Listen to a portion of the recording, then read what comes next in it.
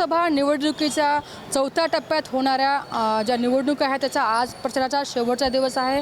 5 वाजेपर्यंत प्रचार करण्याच्या या ठिकाणी जे आहे ते प्रशासनाने संधी दिलेली आहे आणि बीड जिल्ह्यामध्ये जे लोकसभेचे उमेदवार आहेत त्यांनी जे प्रचाराच्या हाती जे आहे ते सगळं काही आपली प्रतिष्ठा पणाला लावल्याचे दिसून आलेला आहे। जो तो उमेदवार आपले प्रत्येक जो आहे तो सगळ्यात बेस्ट कसं देता येईल या ठिकाणी प्रयत्न केलेला दिसून आलेला आहे। महायुतीच्या उमेदवार पंकजा मुंडे यांचे प्रचारार्थ जे आहे ते देशाचे प्रधानमंत्री नरेंद्र मोदी यांनी सभा घेतलेली आहे, त्यांच्या प्रचारात सभा घेतलेली आहे। त्यासोबतच नितीन गडकरी जे केंद्रीय मंत्री आहेत त्यांनी देखील पंकजा मुंडेच्या प्रचारात सभा घेतलेली आहे। आज पंकजा मुंडेच्या प्रचारात जे आहे ते बीड जिल्ह्याच्या परळी या ठिकाणी सांगता सभाचं आयोजन करण्यात आलेलं आहे। या सभेला संबोधन करण्यासाठी आणि बहिणीला पाठबळ देण्यासाठी जे आहे ते उदयराजे भोसले येणार आहेत। त्यासोबतच उपमुख्यमंत्री अजित पवार त्यासोबत कृषी मंत्री धनंजय मुंडे देखील या ठिकाणी सभेला संबोधन करणार आहेत।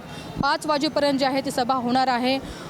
एकंदर पाहायला गेलं तर या निवडणुकीमध्ये मुंडे बहीण भावाची जी प्रतिष्ठा आहे ती पणाला लागल्या दिसून येत आहे। एकंदर परिस्थिती पाहायला गेली तर महाविकास आघाडीच्या किंवा महायुती ज्यामध्ये फूट पडलेली आहे ते महायुतीच्या वतीने जे आहे ते आता सरकार ते एकत्र आलेलं आहे। मात्र स्थानिक लेवलला जे एकमेकांचे परस्पर विरोधी होते नेते कार्यकर्ते ते ह्या महायुतीच्या वतीने जे आहेत एकत्र येऊन पंकजा मुंडेच्या प्रचारार्थ जे आहे ते एकत्र फिरताना दिसून आलेत आहे आणि पंकजा मुंडेला कसं निवडणुकीमध्ये विजयी करता येईल या ठिकाणी प्रचाराच्या अनुषंगाने जे आहे ते समोर येताना दिसून आलेलं आहे। दुसरीकडे पाहायला गेलं तर महाविकास आघाडीचे उमेदवार बजरंग सोनवणे यांच्या प्रचारात देखील जे आहे ते शरदचंद्र पवार यांनी सभा घेतलेल्या या ठिकाणी 2 सभा घेतलेल्या आहेत। तर जयंत पाटलाने जवळपास 2 ते 3 दिवस या ठिकाणी जिल्ह्यामध्ये ठाण मांडून बसले होते आणि जागोजागी जे आहे ते त्यांनी सभा घेतलेल्या आहेत। त्यासोबतच राजेश टोपे देखील या ठिकाणी आलेले आहेत। अनिल देशमुख देखील या ठिकाणी येऊन जे आहे ते बजरंग सोनवणे यांचे हात बळकट करण्यासाठी त्यांनी प्रयत्न केलेले आहेत।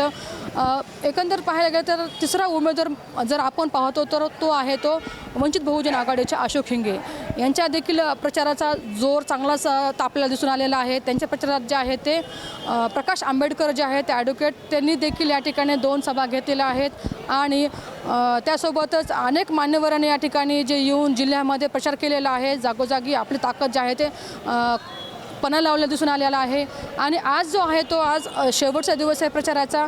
एकंदर बीडचा जर आपण जिल्ह्याचा विचार करायला गेलं तर नेहमी जे आहे ते जे पंचवार्षिक निवडणुका असतात त्यामध्ये विकासाच्या मुद्द्यावरती जोर धरला दिसून येत आलेला आहे। मात्र यंदा जे आहे ते त्याला चित्र जरा वेगळं पाहायला मिळालेलं आहे, कारण की यंदा जे आहे ते मराठा आरक्षणाची धग जे आहे ते महाराष्ट्रासह बीडला देखील झळक लागलेली दिसून आलेली आहे। कारण की यंदाचा जो प्रकरण जाणून आलेला मुद्दा जो आहे तो मराठा आरक्षणाचा आणि कुठंतरी असं दिसून आलेलं आहे की यंदा जे आहे ते काही जनता जे आहे ते मराठा आरक्षणाच्या मुद्द्यावरती जोर धरताना दिसून आलेली आहे, तर कुठे काही जनता जे आहे ते विकासाच्या मुद्द्यावरती जोर धरताना दिसून आलेली आहे।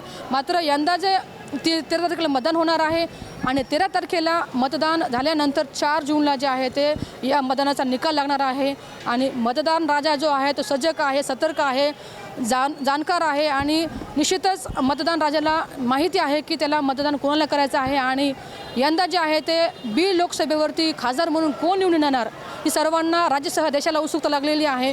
4 जूनला मात्र चित्र स्पष्ट होणार आहे आणि निकाल कोणाच्या हाती लागतो आणि गुलाल कोणाला लागतो हेही पाहणं तितकंच महत्त्वाचं असणार आहे। कॅमेरा पर्सन संजीव रायसह सुकेश नायकवाडे, टाइम्स मराठी, बीड।